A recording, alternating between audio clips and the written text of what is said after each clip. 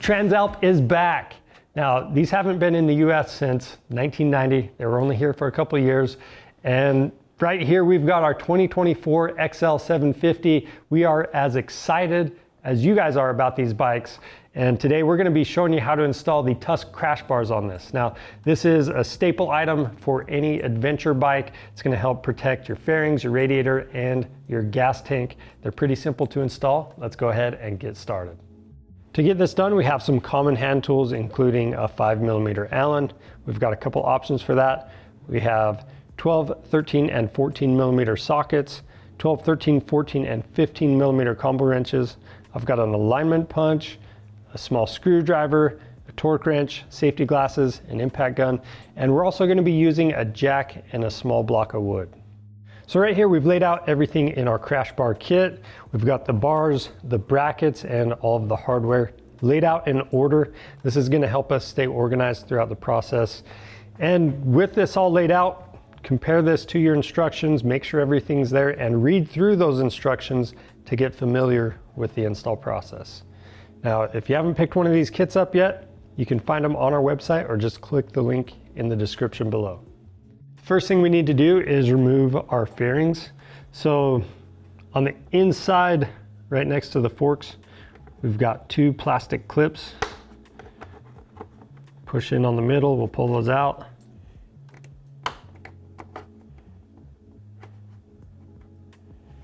And then we'll remove the 3 Allen bolts using our 5mm Allen.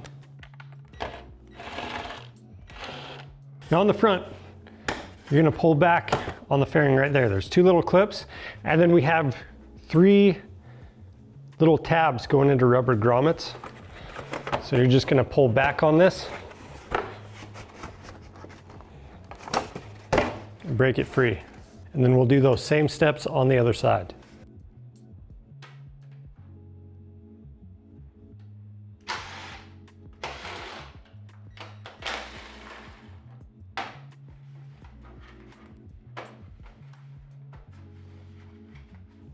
The next step is to remove 2 engine hanger bolts on each side of the bike. Now at this point, if you have a skid plate on your bike, you want to make sure it's removed. Otherwise, it's going to be really hard to reach some of the hardware up inside of here. And with this, while we're removing the engine hanger bolts, the motor is going to tend to sag just a little bit. So to combat that, we've got this pancake jack and a little block of wood on the exhaust. If you have a regular jack, that's going to work just fine, but you want to be able to put a little pressure on that to make sure you get the new bolts going in lined up. So it's kind of hard to see the nuts on the back side of these bolts, but we're using a 14mm combo wrench.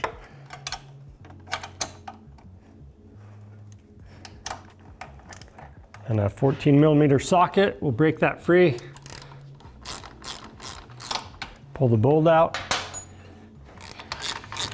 Do the same thing on the bottom. And if there's tension on these, even if your bike's just on the side stand, that's where you can use the jack and put a little pressure on that exhaust and raise it up or lower it down to where there's no tension on these bolts.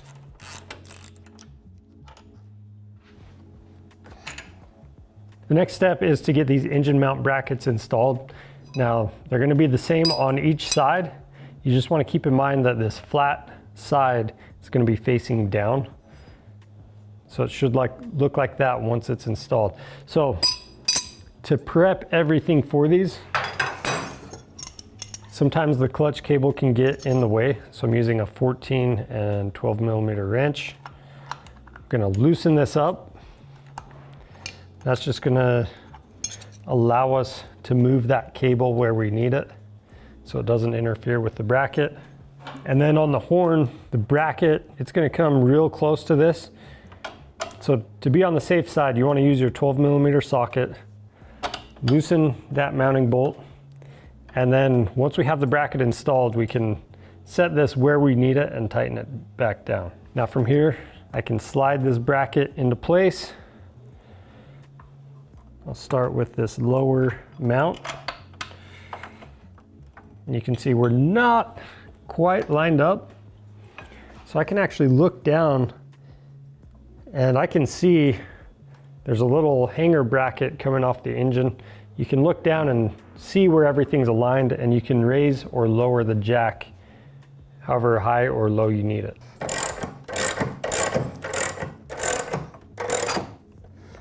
And when that's lined up, or when all the brackets are lined up, the bolt should push right in. Then we've got that corresponding nut on the back side. And if you're using a jack at your house and just have the bike on the side stand, it's a good idea to have a spotter and have someone help make sure the bike is secure.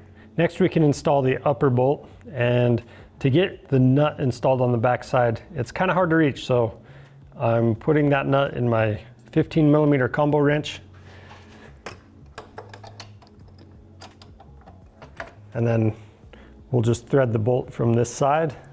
And then once we have everything started by hand, we can tighten these bolts down, and ideally we would torque the nut side, but obviously we can't reach a wrench up in there, so we're going to torque them to 32 foot-pounds from the bolt side.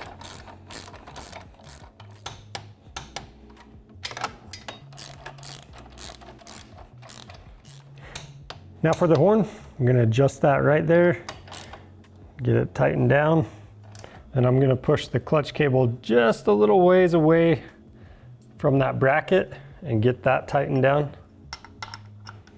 We can go ahead and get that bracket installed on the other side. Now again, we want to make sure this flat side is facing down.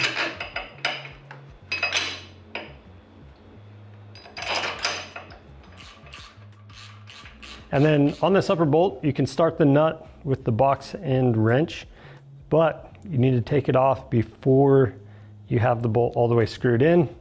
And we're going to come from the back, use the open end. Otherwise, your wrench is going to get stuck in there. Then from here, we're going to lower the jack.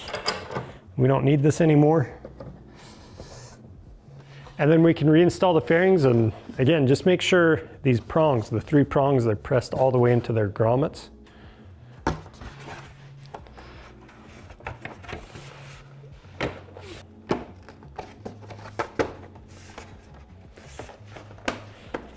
And the front, you just make sure that's clipped in. We've got 3 different lengths of bolts.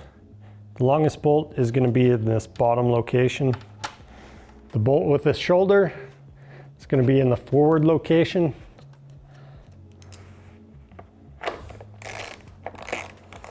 And then the shortest one up top. Now to prep the clips, you just want to push that centerpiece out so it looks like this. We'll start with the upper location, press that all the way in, and then press the middle till it's flush. That's clipped right into place. And install the lower one. And we'll go ahead and do all those same steps on the other side.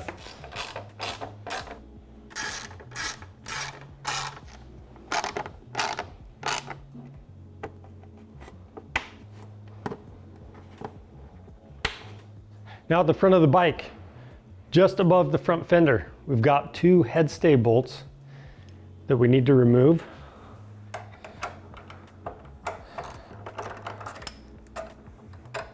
And we're not going to reuse that hardware.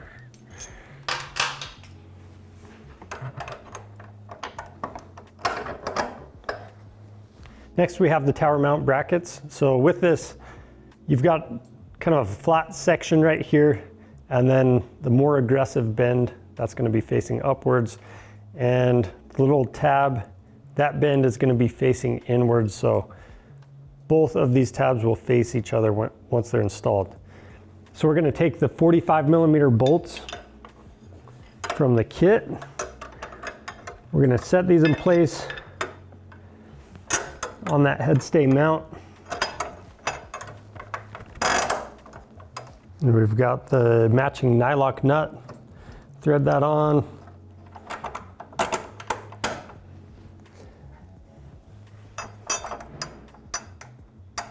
And just do that in both mounting locations. And we're going to leave that loose for now. From here, we've got the spacer that came in the kit. That's going to go between the tower mounts. We've got the 60 millimeter bolt. That's going to go through each of the mounts and that spacer. And then we've got the nylock nut on the other side. This is going to be the dark nylock nut.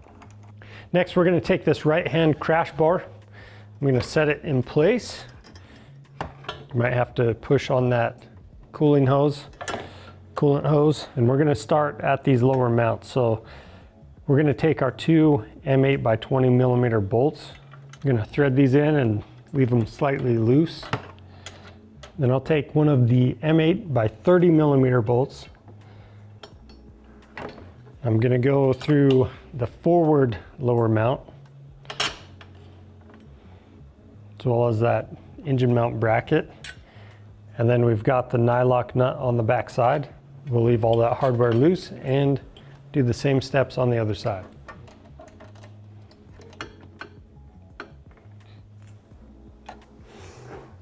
Okay, the next step is to line up these bungs on the crash bars.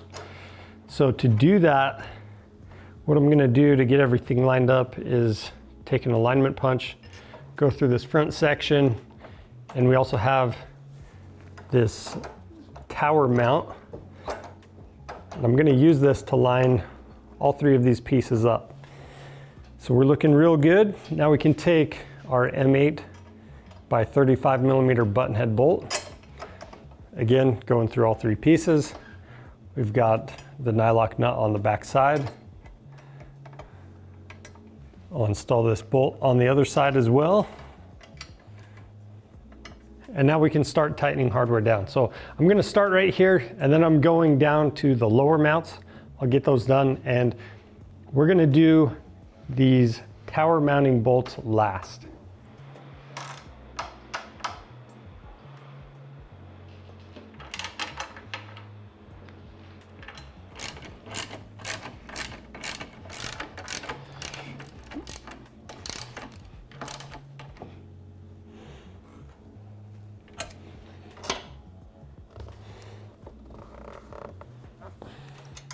And that's it for installing the Tusk Crash Bars on your Honda Transalp 750.